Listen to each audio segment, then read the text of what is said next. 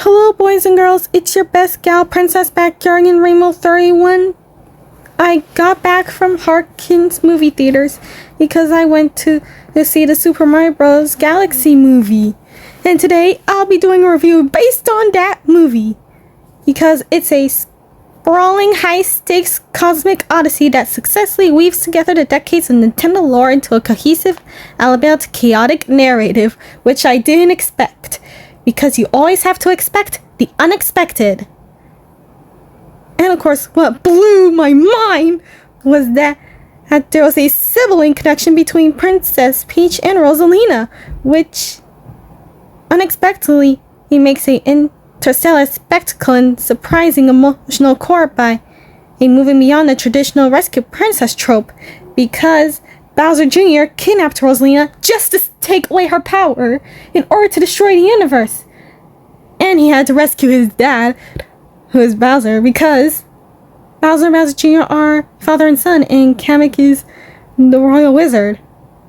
What I really would like to see is the Koopalings, because when Bowser Jr. held up the Bullet Bill Blaster, it was like a foreshadowing that the Koopalings are still alive. Just like how the Koopalings made their debut/return and meet up in Bella Bell Park for Super Mario Bros. Wonder. And hopefully the Koopalings make a return, because my mind will be blown. And not to mention that Wendy is my favorite Koopaling. I'm not just saying that, I'm just telling you guys my favorite Koopaling. That's like how Princess Peach is my favorite princess of Mario franchise. Actually, let's continue on with the review. The characterization of Bowser is unexpected. By seeing the villain grapple and his relationship with Bowser Jr. adds a refreshing layer of depth in the franchise. And it was like, my heart is feeling like it's breaking for them. Just like how my heart almost broke when Rosalina sent Princess Peach to the Mushroom Kingdom to keep her safe. And seeing Baby Peach cry out no loudly really broke my heart. It was like in Toy Story 2 when Jessie was devastated when Emily was growing up and had to donate her. And I felt like the song would be perfect for Rosalina if she sings that, which I'll do after this review. And of course, including the cameos ranging from Fox McCloud to the exclusive Wart, creates a crowded universe, making the film's grand finale energy. But it's not the end of the franchise movie, because there's still more. When Princess Daisy, let's just explain the whole movie without skipping.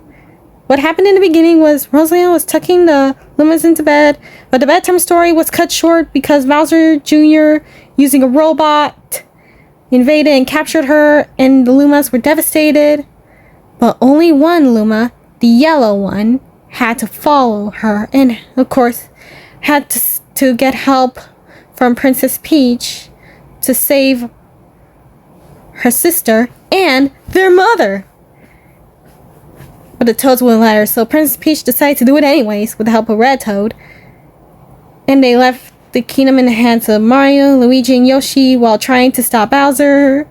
But things went out of control.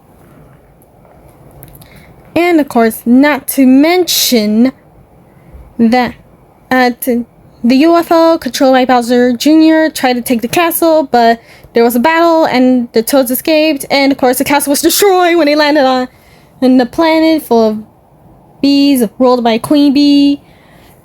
And of course, while Bowser made a sacrifice to let Mario, Luigi, and Yoshi go to Gateway Galaxy, the UFO took him, and Bowser knew that he did this just to reunite with his son and trick Mario and his friends, which really felt like a betrayal, just like how Hans betrayed Anna in Frozen 1, and I did not like it one bit.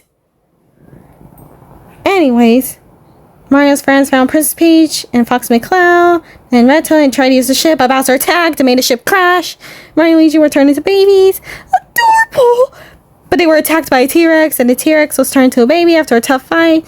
But just when all hope is lost, the Lumas help the hero Rose get to Bowser Planet, and Rosalina's power is being stolen.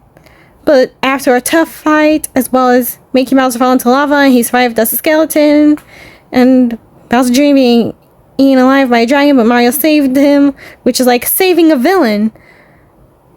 But unfortunately, Dry Bowser and Bowser Jr. didn't reform, but I'm just glad they're dealt with.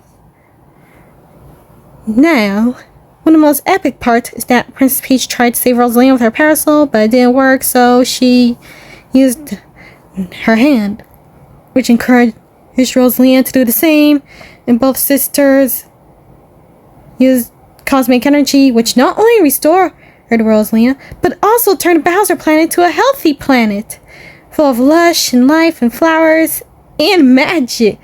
It called Cosmos, because both sisters are made of stardust. I didn't know that. It's like they're family. And families rock and roll. Anyways, they rebelled to Princess Peach's castle in the end, and Bowser and Bowser Jr. were taken to a prison where they were tormented by Lumalee from the first Mario movie, telling them that they can't escape, and death is a bang of drums, which scared them. And of course, that happened in the mid-credit scene. And in the post-credit scene, there was another robbery at the mall. The first robbery happened when the monkey tricked Red Toad into fighting the mom, and he took the bag, and they managed to get the bag back, which wasn't pretty easy. And of course, with teamwork, a lot of help, and of course, courage, they managed to retrieve the bag. And of course, Wart told them that Princess Rosalina is at Bowser Planet, and they saved her, which really warmed my heart, and I didn't grow worried for her. And of course, after all that, Princess Peach and Rosalina never separated ever again. And that leads to the post-credit scene, which I got sidetracked, so sorry about that. In post-credit scene, there was another robbery, like I mentioned before, and Daisy punches the monkey and retrieves a bag to the rightful owner, who calls her Her Highness. And I was like, looks like we got another movie! And hopefully it deals with the Sprixie princesses, because I would really like to see them, as well as the Koopalings, making a great comeback and stuff. And I was like, there's gotta be another movie, and it's gonna be focusing on saving the Sprixies, who are being guarded by the Koopalings, which is based on the Super Mario Bros. 3D World, which I predict that it'll be the Super Mario Bros. 3D World movie. Thank you for enjoying the review, and I'll see you in the next video. Bye!